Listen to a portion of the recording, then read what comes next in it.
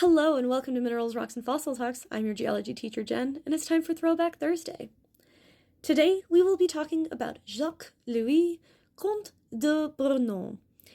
I don't have a photograph because apparently there just aren't any on the internet. There are lots of random people that kept being attributed to him, but they had nothing to do with him. It was weird. Anyway, he was born on January 21st, 1751 in Metz, France, to Jacques de Brognon, seigneur de Retenté et Gras. So his dad was a big prominent figure, had two swaths of land that he owned in two different parts of France, and yeah, so he lived a cushy life. His father kept a cabinet full of minerals, which sparked his interest in geology at a very young age. Good job, Dad. He even studied under Jean-Baptiste Louis Romé Lille, the father of modern crystallography. Lucky dude.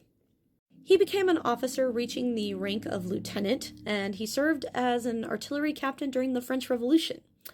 When the war ended, he moved to England. He was not happy with the turn of the events of the French Revolution.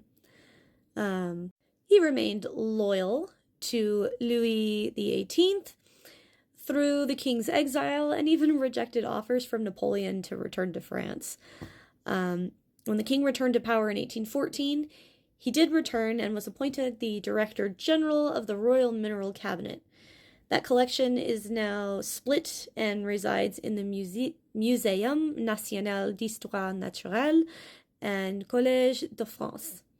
So if you want to go check out some of those minerals from the king's collection, you can.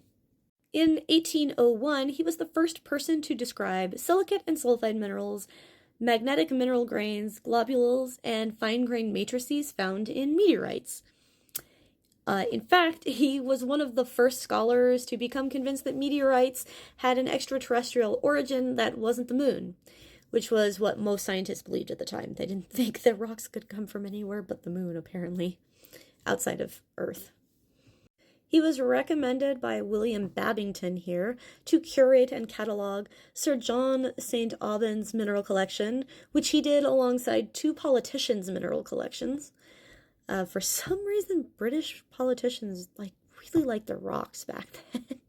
I don't know if that's still the same now, but I think it's kind of funny that they all seem to have a mineral collection for some reason.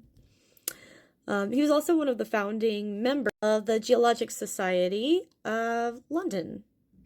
Well, thanks for coming to today's lesson. Make sure you tune in tomorrow to learn more about pyritized fossils. Fossilize you later.